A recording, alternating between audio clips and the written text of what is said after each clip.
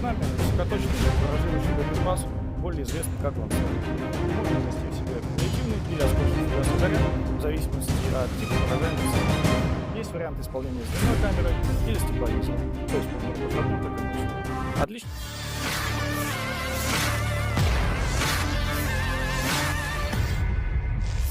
Kementerian Pertahanan Rusia baru-baru ini merilis sebuah video yang menunjukkan momen saat pilot drone dari infanteri bersayap menghancurkan Grad AMRS Angkatan Bersenjata Ukraina di wilayah Kherson. Rekamannya diunggah di akun Telegram ET Moderat Rusia pada Jumat 10 Januari 2025. Setelah menerima koordinat dari awak UAV pengintai Zala, operator lancet membidik sasaran dan mengenai sistem artileri musuh seperti yang terlihat dalam rekaman. Berkat kerja yang terkoordinasi, pasukan Rusia berhasil menjalankan misinya dan merugikan pasukan Ukraina. Insiden ini menambah daftar kerugian panjang yang didapatkan Angkatan Bersenjata Ukraina. Высокоточный баражирующий боеприпас, более известный как ланцет.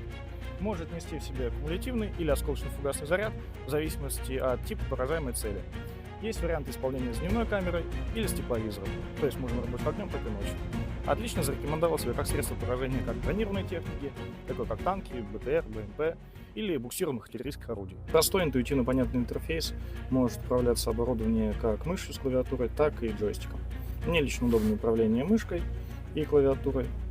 Все есть, все под рукой. То есть легко и просто обучиться любому человеку.